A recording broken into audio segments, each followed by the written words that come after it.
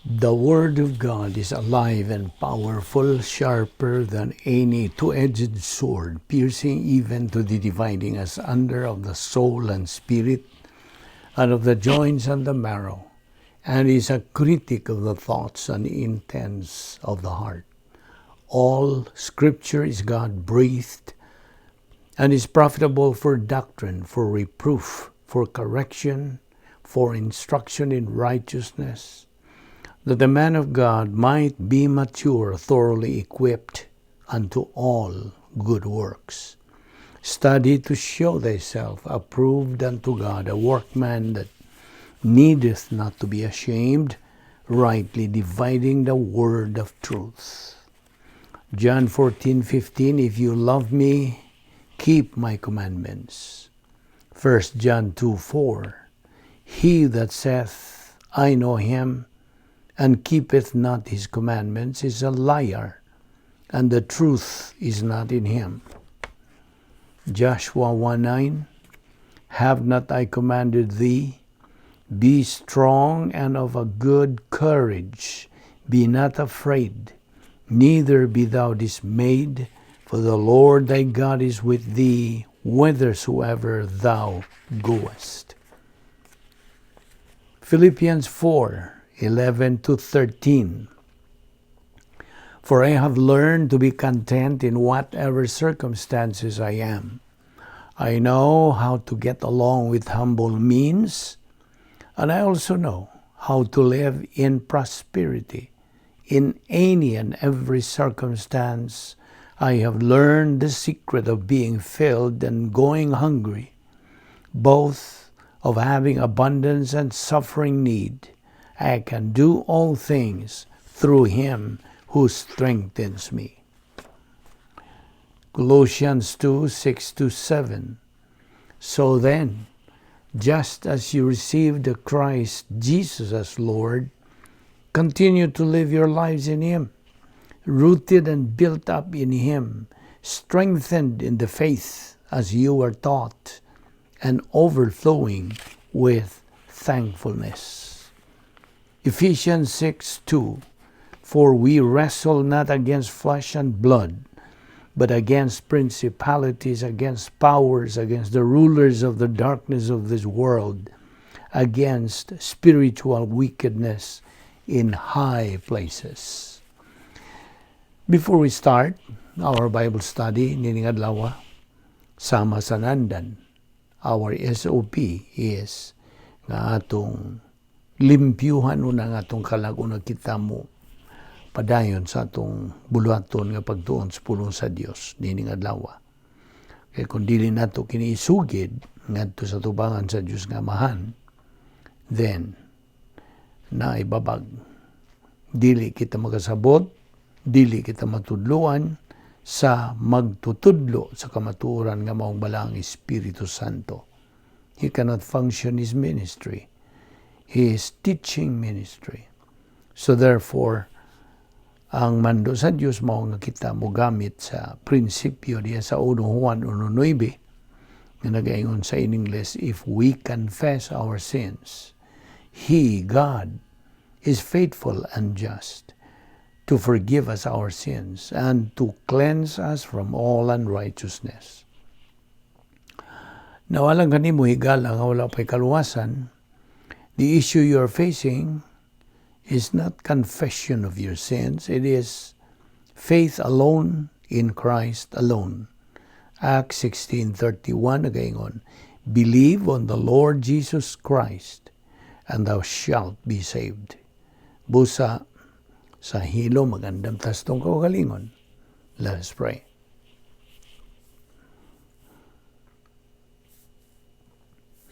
Bala na mga Diyos, nagpasalamat kami kanimo honestanan sa imong pagdala kanamo sa makausap pa ni ining dapita ron magapadayon kami sa among tulumanon nga maong pagtuon sa imong balaang pulong. Salamat o Diyos sa imong protokol nga plano sa among kinabuhi. Buhi pa kami nining among lawas, kini gumikan lamang sa imong gugma, imong kaluoy, imong kortesiya o imong grasya. We don't deserve it, we don't earn it nor work for it. Because it's all grace. Salamat sa imong pagkamatinumanon sa imong mga saad. Bani kami karon sa among pagtuon, dugang pagkaton sa dugang pagyud ang mga kamatuoran. Kining tanan among gipasalamatan sa ngalan ni Ginoong Hesukristo among bugtong manluluwas. Amen. Maayong adlaw sa tanan natong mga subscribers, mga higala, mga isuon dihan ni Kristo, fellow believers. Welcome sa Masnaandan. I hope you are in high spirits karon sa sanong o pagdawat na usab sa dugang kamatuoran. Have an open mind. Labi na kaninyo mga bag-o pa. Nawa ako kamong pahinumduman tuod nga kamong nagasunod nining atong ministry. Then kung wala pa kamo makasubscribe, please do it kung mahimo. Okay, of course, it is a matter of choice. Subscribe ba kamo o dili. Labing maayo nga musanong kamo sa atong dapit kaninyo nini. So okay, niya pa kita karon magadupot sa atong tun-anan nga giuluhan og how to handle crisis in life God's way. Paagi sa Dios ang atong gisunod sa atubang sa og pagsagubang sa nagkanlaing mga krisis sa kinabuhi. Iyang paagi lamang, di magsilbi ang mga tawhanong mga paagi. Okay? So atong ipadayon katong atong gibiyaan kagahapon. By the way, just to remind upod kaninyo ka, since we are discussing and we are studying this particular doctrine or entitled How to Handle Crisis in Life, God's Way, then kita nga mga magtutuo man, mga anak sa Dios, gimanduan, gipahimangnuan nga kita magpadayon gayud sa atong daily spiritual momentum. Morning padayon kita nining atong tulumanon. This is our responsibility sa ikaduhang bahin sa plano sa Dios. The protocol plan of God, the best and the highest plan nga atong gisunod o dili usab kita magkasunod nini kung wa kita kanang tuman sa iyang pasidaan o mando sa pagtuon sa iyang balang pulong. Dili gyud malig-on ingnon ta masuod ang Dios kung wa kita pagtagad sa iyang mando nga patun-on ta siyang pulong. This is the kanang mechanics nga diin gihatag gini sa Dios, gi-provide gini sa Dios kanatong mga Kristohanon nga atong sundon aron sa ingon niya na ang atong pagkinabuhi hayahay, haruhay, hanoy o nasibo man kana sa protocol nga plano sa Dios. Mao kini ang paagi nga pasibo kita sa iyang plano. Dili kita magatuman sa iyang plano kung wa kita ay pagtuon sa iyang balang pulong. So makita nimo unsa ka minungdanon kini atong ibuhat adlaw-adlaw. Dili nato ikatandi kini sa labing bililhon dinis kalibutan. Yes, it's second to none. Una gyud in the scale values nato. Priority gining pulong sa Dios. Okay? Okay, kagahapon o sa pila na kaadlaw nga atong hisgutan kining bahin sa rejection, usa sa mga suliran kini nga ikaw kanang mahiagom niining maong pagsalikway kanimo. Isalikway ka ba sa imong hinigugma, mga hinigugma, imong mga suod nga mga higala, suod nga kanang isakop sa imong panimalay ba, okay, or sa imong peers, then this is a problem. Nga kung ikaw isalikway, ikaw gisalikway, ug naapoy nagasalikway. Ato man itunan, okay? Now talking about this subject of rejection again. Here is a point of doctrine. When we are the subject of rejection, ato pa kita rejectee o rejector? Rejectee. Sa diha nga kita we are the subject of this rejection, magpasalamat kita sa Diyos noon. We should thank God for being rejected. Kaya nga naman, tungod kay by being rejected, it could be a reminder to us sa paggamit sa God emphasis doctrine, not the man emphasis thing. Kay at bang mani sa may mong pilion, God emphasis or man emphasis. In other words, we should thank God every time kita mo atubang og suliran o mga pagsulay, dili kay tungod sa mga suliran nga atong ipasalamatan ang Diyos, atong ipasalamatan ang Diyos tungod sa pulong sa Diyos nga aniya na sa atong kalag, na pundo na sa atong kalag in the mentality of our soul. Tungod kay that's what we can use to handle these problems or trials in life. Na ate magamit. Mo na itong pasalamatan sa Diyos. Salamat o Diyos. Niining akong giatubang pagsalikway nila kanako, kanang kay naa may pulong nimo, pertinent doctrines nga akong magamit. So the question is, mao ni akong pangutana nimo, ang pulong sa Dios nahimo na bagyong tinuod, na tinuod na bagyod diha sa imong kalag, imong kinabuhi. Tungod kay if this is now true to your life, you can now say nga ang Dios tinuod gayod, that God is real to us. So, diya sa Salmo 27:10 ato nagikutlo kini kagahapon, though my loved ones reject me, the Lord will never reject me. Na, dili gyud makasalikway ang Dios kanato. Bisan og isalikway nata sa atong mga hinigugma. Now, inumduman gyud nato kanunay katong 10 problem solving devices.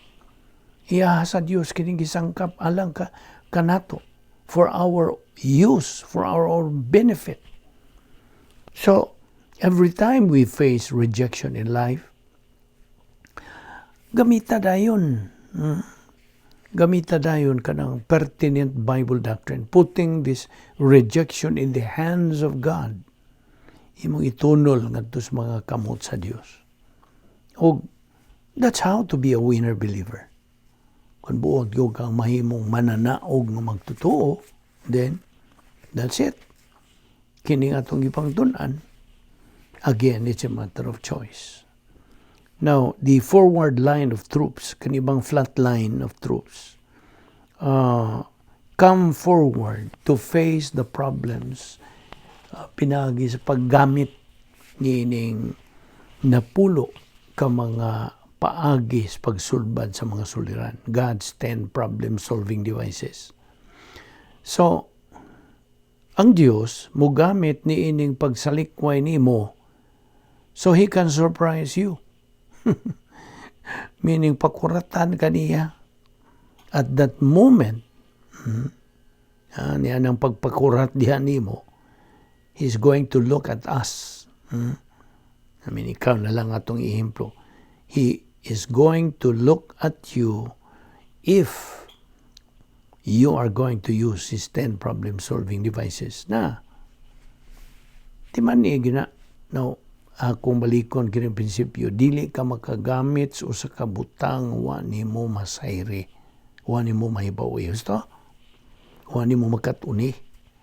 Muna sige na itong malmal gyud bahin ining topic nga 10 problem-solving devices. Haron mahimo na gyud mo, dukot na gyud diha sa imong panumduman o sa imong kalag. See? Aron sa ingon niya na ni mga bisag ginagmay mga suliran, hulbot dayon asang unsang doktrina, particular doctrine, which you think is pertinent to use in facing that problem you are encountering right now. So, kaya niya ng panahon nga ikaw nagatubang, niya ng maong soliran o crisis, you'll either fail or be victorious sa imong espiritual ng pagkinabuhi. Basta, duhara may imong dangatan, either pakyas ka o magmadinaugon ka. You see? Sa diha nga kita magpasalamat sa Diyos for any suffering in life, we are not actually thanking God for the suffering, but for the promises. Iyang mga saad ang pulong niya nga iyang gisangkap kanato to be able to handle any suffering in life. So, gamita, kung balikon gamita ang pertinent doctrinal rationale every time you face suffering in life. Gamita. Inumdumi nga ang atong tumong as believers is to attain the area of spiritual adulthood. Basta? Magiging atong tumong. Ephesians 3:11, atong i-quote again this particular verse. Ephesians 3:11 says, God has provided us all the provisions in the heavenly places while we are here in this world. Now, so, paghimo o pagtasal, evaluate yourself kung ang pulong sa Diyos ngayon mong gigamit karon ipinosis doctrine ba? O na metabolize o na galing na ba? Not only gnosis doctrine, academic raman na. In other words, samar na siya mong nahibawan gikan sa mga eskwelahan. See? So that's academic. And it has no value, no validity in your spiritual life. Di ni mo magamit. Why kaayuhan ang ikadalit niya na nga na siya mong espiritual no kinabuhi. So, mga taan na rago ko ni mo. Kung sa may tawag din po sa katao who is easily hurt, dali rang mahiubos. Sa may tawag ni mo na, di ba, pikon? Ang uban mo tawag ninyo, sibuyason. I don't know, mudawat ka ng mga pung. Sibuyason. Murabag sibuyas. Now, or hibi-hibi. Kita kawag hibi-hibi. Magkamong mga bagong tubo, tingali rago, di mo kasabot niya ng mga punga. Hibi-hibi. Kung mo ba ng imong kanang hikapon, kalit lang tikyop, pikon. Muna atong tandi ka na pikon nga tao. Now, when you are rejected, and you reject, bantay. Ang bantay kay sa tong 8 stages of reversionism. 8 stages of reversionism. Operation R4 and BSR. Okay? So, okay. 8 stages of reversionism, dili una nato natandugon kay ato naman ang gihismutan. Okay? Now, sunod nga suliran o crisis. Timing. Di ba ang timing is also a problem in life? Bingon ka sa Binisaya, murabag kini kung atong paggamit o Binisaya, murabag nagsagol in English, maingon lang ka, timing nga, oy. So, pananita na imong sabot sa imong higala. Sabot mo, magtagbo ba mo, yan ang maong oras niya. nag-abot yun mo sa tukmang kanang panahon nga inyong ikasabutan. So, mayroon ka timing nga, oy. Is that Visayan? Doble na. Bisaya o Binisaya. Now, di man ining prinsipyo. Ang timing, ino lang nato, no? Ang timing sa Diyos, hingpit. God's timing is perfect. Way sobra, way kuwang. Way pagkaulahi, way pag-una. Perfect. By the way, when it comes to problems in life, the solutions to these problems are based on the status of our mental attitude. Kasabot ka? Ang gibasihan nini, ang kahimtang sa imong panghuna-huna. Nainomdom ka ba? Nga ang espirituhanong pagkinabuhi o Kristohanon nga matang sa pagkinabuhi o sa kamatang sa panghuna-huna. The Christian way of life is a mental attitude life. Now, for a believer, God has provided him his 10 problem-solving devices to use alang sa iyang pagtagbo o pag-atubang o mga suliran sa kinabuhi.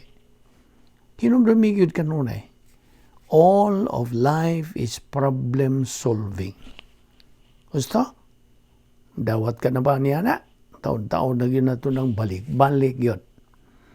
All of life is problem-solving. Now, a spiritual believer, na iba naman kakinsa ng spiritual believer as compared to a carnal believer. Ang spiritual believer is a believer residing in God's power system or God's power sphere. Ang protocol nga plano sa Diyos. That's the other name, Christian way of life. God's power system, all of this. So, ang usa ka spiritual believer is a believer who is residing inside God's power sphere o kini siya is a problem solver. Dali ra siya makasulbad sa imong suliran. Samtang ang carnal nga believer, a carnal believer, is a problem manufacturer in life. Kita nimong diferensya. Papiliun ta. Gusto batang ma-problem manufacturer? We become losers or problem solver. Pili. Na kay kabuton, di man eh. You are given complete, perfect freedom, but with that freedom goes unsa responsibility. Na, di man na. So kung ikaw buot mga spiritual reside in God's power sphere, adto puyo sa operational dividal sphere. It's a mental attitude, ha? Di man na. Matang kinis panguna-huna. Kasi ako nang hinihingon, akong balikon. Ang Kristohanong matang sa pagkinabuhi, matang kinis panguna-una. Di ba, ang atong una-una mo may rumbo o tumong sa pulong sa Diyos? Just as mo po ni rumbo o tumong ni Satanas. Nakita ni mo? Because this is a fight between human viewpoint and divine viewpoint. Papilion gihapon ta. Kung sa may itong piliyon, iyabang una-una sa Diyos o una-una bas kalibutan nga iyang Satanas. So when it comes to the problem of rejection, balik ta na itong rejection. When you are being rejected, kung ikaw sinalikway, you should readily evaluate yourself. Sihimuha dayon ang pagtasal, susiha dayon ang imong kaugalingon. Unsa na'y kahimtang sa imong espirituhanong panginabuhi. You see? That's the issue. That's the bottom line. Ingon nga Kristohanon, unsa na may kahimtang na ko ha? Unsa na may status? So, akong balikon, do not react. Instead, unsa? Respond to the rejection ginamitan sa pulong sa Diyos. Nga na galing, na metabolized. Inomdumi, gitong Operation SLBA. Operation SLBA. Study, learn, believe, apply. Study, learn, believe, apply. Mo na atong unsa slogan. Now, ayaw pod kalimti ang grace orientation. Kay kining grace orientation, ikaw nahiluna na sa grasya. That's the only time you are teachable. Matudluan ka. Apan kung dili ka grace-oriented, you are arrogant o kanang di yung kamudawat sa kamatuuran, then you are unsa. You are not teachable. Dili yung kamatudluan. Now, di man ikatong prinsipyo, the way up is the way down. Okay? When God promotes you, you are really promoted. But when God does not promote you, you are not promoted. So, niining bahina at this very point, at this juncture, pangutanay mo kaugalingon, is Bible doctrine real to me now? Tinuod na bagyod ang pulong sa Diyos sa akong kinabuhi? Sunod, is the Lord Jesus Christ real to me now? Buhi na bagyod. Dili kay tabuhi, pagpasabot, tinuod na bagyod sa Ginoong Jesucristo sa itong kinabuhi. Okupado na bagyod ka, tinuod kaniya. Are you truly occupied with Christ now? Are you now living your life in the light of eternity? Do you now live as if today is your last? Do you now trust in the Lord with all your heart, and you do not lean on your own understanding, and in all your ways do you acknowledge Him, and He shall direct your paths? Ang sama ng persikulo Proverbio 3:5 ngadto sa 6. Basta? Now, by the way, once you are able to answer, sa diha nga ikaw makatubag na gyud in the positive ni ining akong gipang ngutana kanimo, then naa ka na sa ang-ang of spiritual maturity. And congratulations, you are now starting to glorify God. Kita nimo? Nakasabot ka ba? Maura ba ni atong ultimate goal?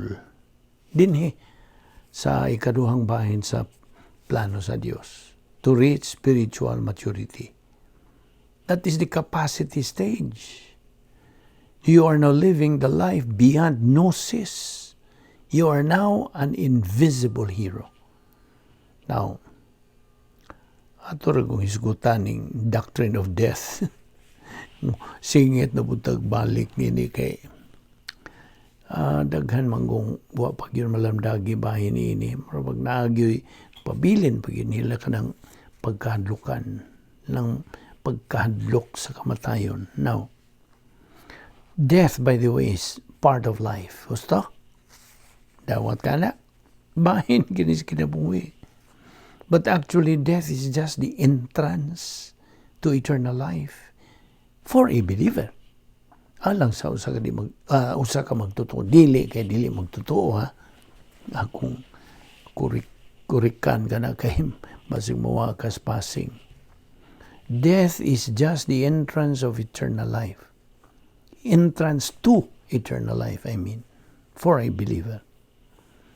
Unsa gisulting Pablo bahin sa bahin ini. Philippians 1:21. Unsa man? For to me to live is Christ, to die is profit. Ganansya.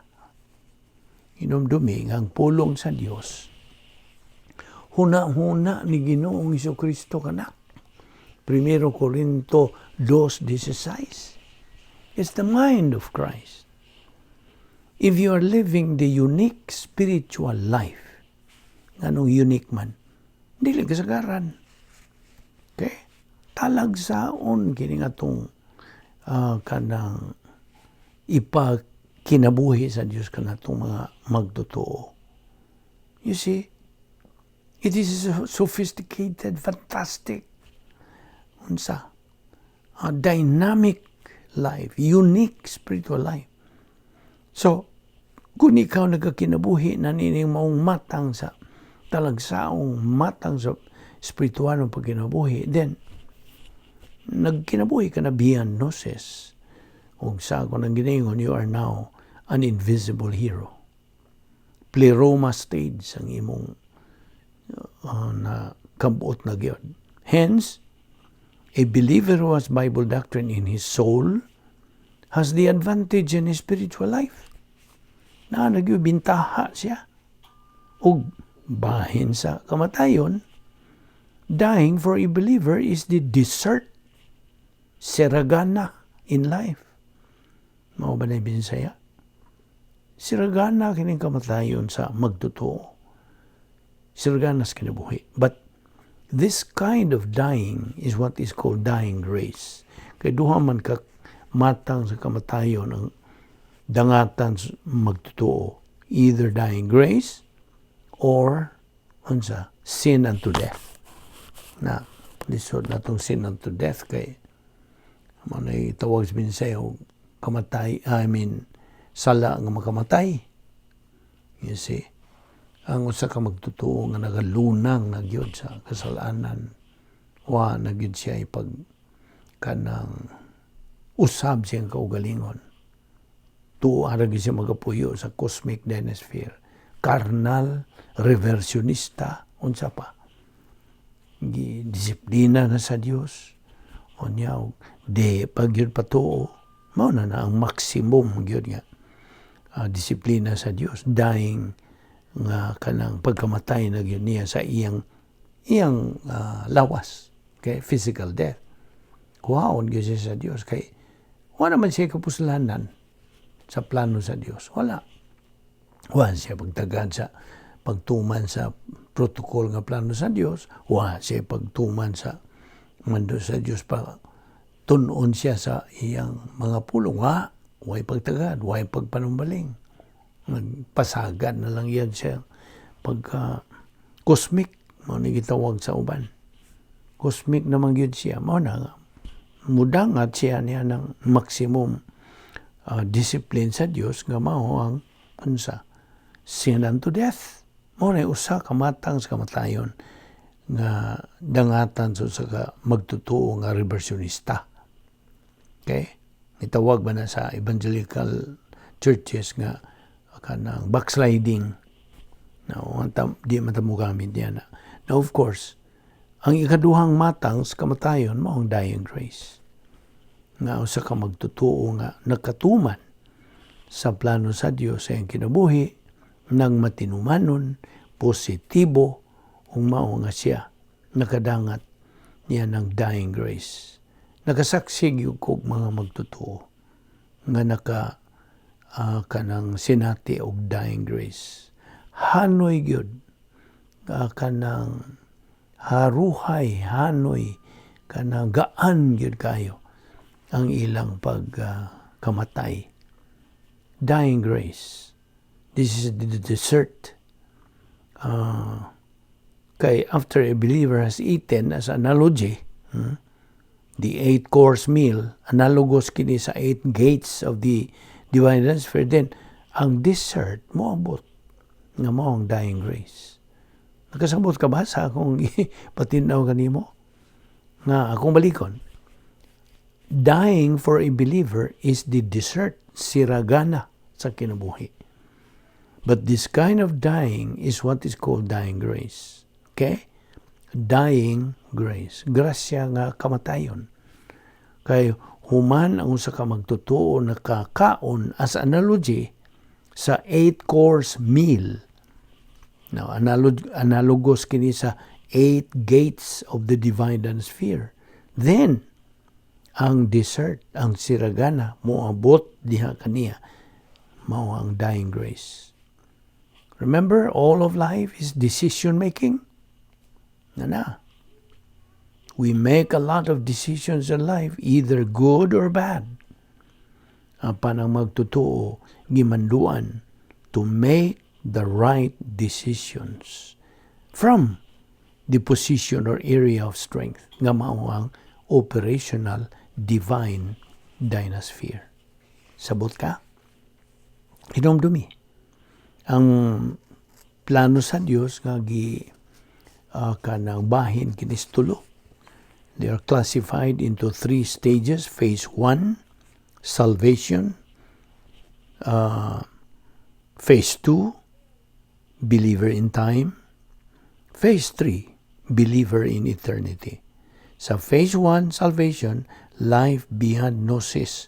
Ngadto na sa physical death, life beyond kanang dreams. Okay? Mao na spiritual maturity. And, okay, abrihira ko ng imong Biblia diya sa Episo 3:19.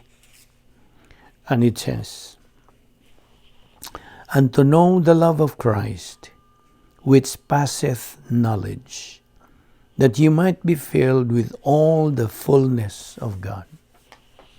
Now, sa kinabuhing Kristohanon, ang isyu nga kanunay natong giatubang mao ang kabubuton. Osto? Dawat kanina. Kabubuton kanunay natong giatubang. We are always facing our volition. We can either use the negative pole or positive pole. Yan ang atong volition. We can either want to become a winner or a loser in life. Right? Magkapili ta. Apan, dili gyud nato angay kalimtan ang prinsipyo. God's sovereign will coexists with man's volition. Kanang uban gyud ang volition, sovereign will sa Dios o ang volitious tao. They coexist. Apan, di ba nini? Get this. God wishes man's volition to be positive to God and His Word. Apan ang Diyos, dili mamugos sa tao to be positive. Dili. Di gyud. Sukuhay naman nas kinaya sa Diyos kung siya mamugos. So, di man nina, usas kinaya sa Diyos nga makiangayon siya. He is fair, perfectly fair. Nunca, never gyud nga ma-unfair ang Diyos sa iyang mga desisyon. O ang tao has complete or total freedom, either to be positive or negative. Thus, ang tao produkto ra gyud sa iyang kaugalingong desisyon. Gusto? Now, ang kalampusan sa tao, nagaagad lamang gyud sa iyang kabubuton. Man's success all depends on his volition. Now, in the computer of divine decrees, nainumdum ka, kantong RAM chip o PROM chip, ang RAM chip, read-only memory, mao to'y BIOS. Okay? Ang PROM chip, programmable read-only memory, mao ni analogous, gitandi na to sa election o predestination. Kini alang lamang sa mga magtotoo. Dili na mo aplikar sa mga di magtotoo. So, mao ni mga butang timan ni kini. I'm just reminding you to kanang ayaw kalimti katong 3 R's: reception, retention, recall. Reception, ang perception nimo sa pulong sa Dios, pagtuon nimo. Retention, ang paggaling sa pulong sa Dios. O ang ikatulo mao ang imong paghinumdum. Recall, reverse concentrate. Kaya mao naman na ang imong magamit sa imong kinabuhing Kristohanon. When we call a believer a loser, kung atong tawagon ng usa ka magtotoo nga pildiro, wani magpasabot nga nawa ang iyang kaluwasan, no? It doesn't mean. But he is only not making use of God's divine assets. Walang siya magpanumbaling sa mga gisangkap nga mga espirituhanong kaayuhan, mga benefits, assets. Wa siya mong pahimos. Thus, he is a loser. You see? Produkto rin siya sa iyang desisyon.